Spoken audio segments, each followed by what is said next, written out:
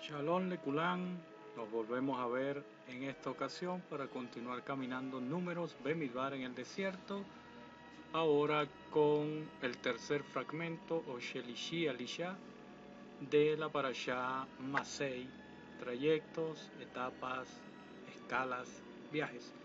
Y la encontramos en números 33 desde el versículo 50 hasta el capítulo 34 versículo 15. El título sería Cruce en Jericó o Jericó. La Torá dice: Hashem se dirigió a Moshe en las planicies de Moab, junto al Jardén, en la margen opuesta a Jericó, y le dijo: transmíteles a los israelitas, diles: cuando crucen el Jardén hacia la tierra de Canaán, expulsen de la presencia de ustedes a todos los habitantes del país, destruyan todos sus templos, destruyan todas sus imágenes y arrasen todos sus altares. Números 33, 50 al 52, versión Torah Emet. Despoja a los canaanitas y hereda la tierra. Esa es la orden. Comienza entonces la conquista y el apropiamiento de la tierra prometida.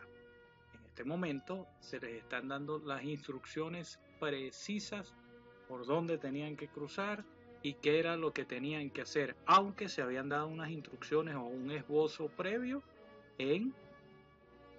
al comienzo de esta travesía por el desierto, como lo podemos ver en porciones anteriores.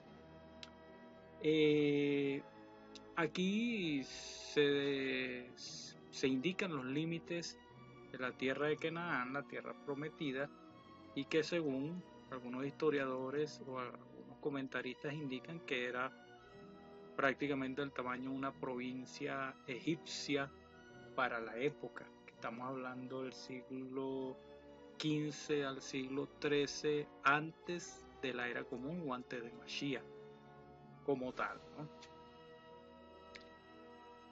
En esta conquista ciertamente hay vencedores y hay vencidos, ciertamente hay quienes viven, hay quienes sobreviven y hay quienes mueren. El mandato del Eterno, ya dicho de antemano, era acabar con todos los canaanitas, porque el Eterno había permitido todo lo que pasó a Israel y que los canaanitas habitaran esa tierra e hicieran todo lo que hicieron, pero como hacían todo lo malo delante del Eterno, el Eterno estaba usando a Israel de regreso a esa tierra para también ser un elemento de juicio para esta gente que no aceptó la Torá. Acordémonos, como se ha indicado que la Torá fue presentada a las 70 naciones y el único que la aceptó fue Israel. ¿Okay?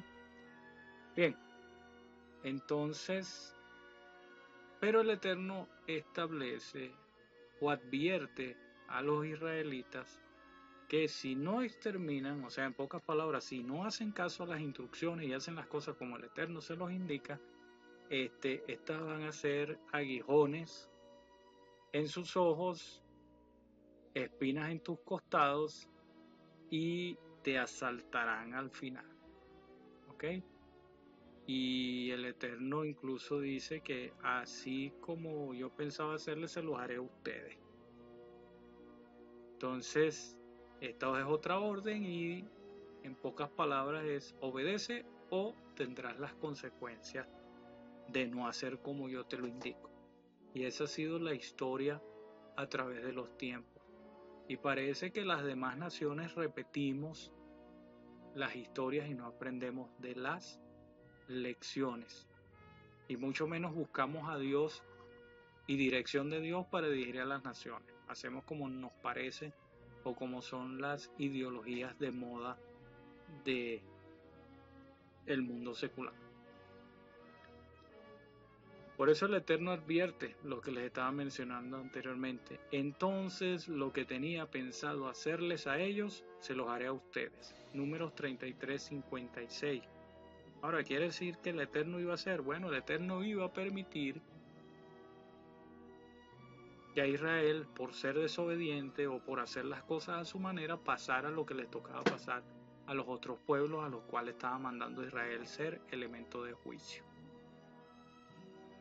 Entonces, si no haces las cosas como el Eterno te manda, esas son las consecuencias, ¿no?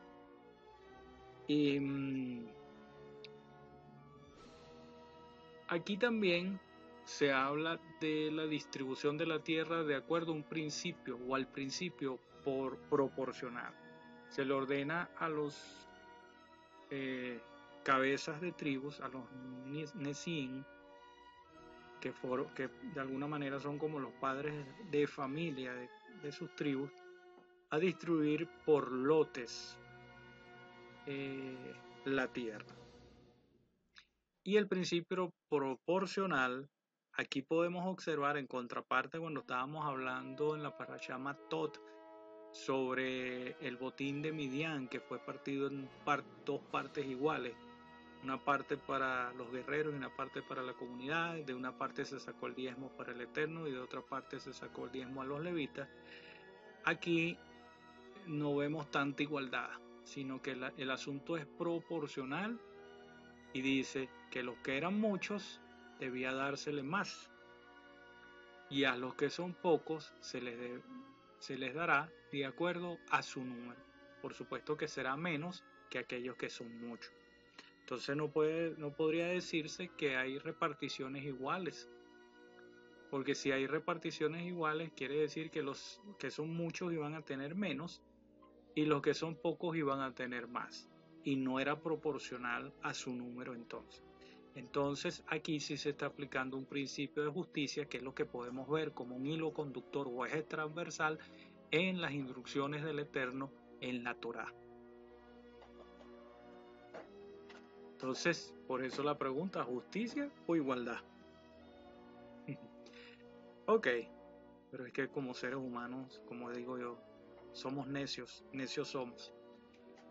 En la reflexión aquí, de acuerdo a la bibliografía que se está utilizando, que es el libro Walk Numbers, o sea, caminando Bemidbar, caminando números, podríamos estudiar, meditar, leer, revisar Primera de Reyes, capítulo 9, versículos 20 al 21.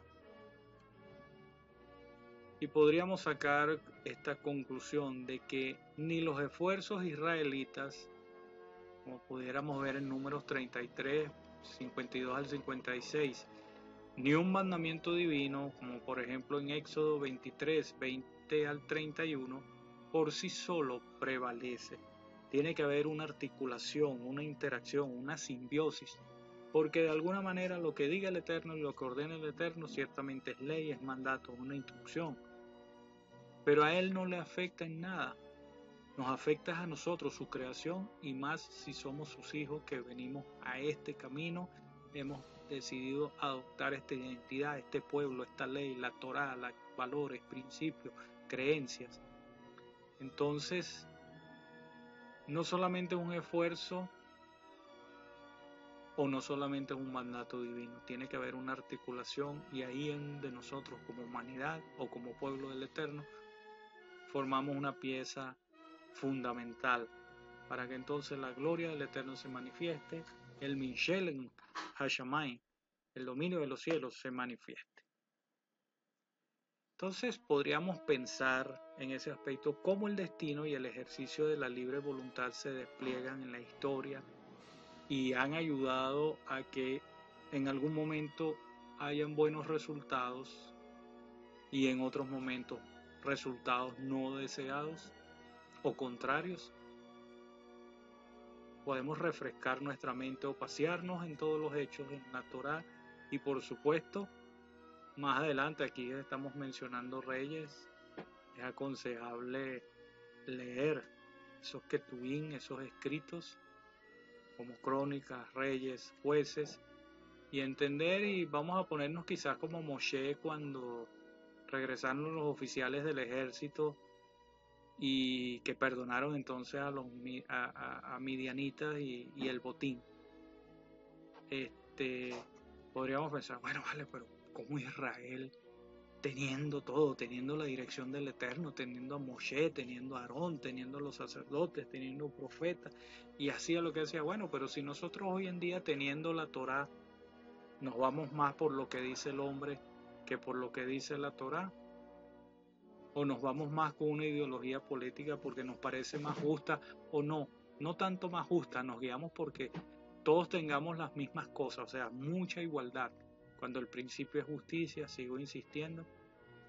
Entonces nosotros como creyentes, como hijos del Eterno, en vez de ser una diferencia, muchas veces somos borregos del mismo hombre, borregos de la doctrina del hombre, la ideología de un hombre, de un modo de producción del hombre y no del modo que está en la Torá. Pero alguno podría decir, bueno, pero ¿quiénes somos nosotros? ¿Qué poder de influencia podemos tener? Bueno, a lo mejor no podemos tener un poder de influencia, pero nos toca a nosotros vivir sobre eso. Bueno, veamos Josué también, 23:13, y relacionemos el exilio con las maldiciones del pacto. Hay una parte allí, creo que es donde habla, donde dice que es aquí donde pongo la bendición y por un lado la maldición, el bien y la vida, el mal y la muerte. Entonces escoge pues el bien para que tengas vida. Entonces, viendo Josué 23:13, algo que fue dicho mucho antes, aquí también se repite. Entonces relacionemos el exilio o los exilios con las maldiciones del pacto, o sea, las consecuencias de romper el pacto que hizo el Eterno con Israel.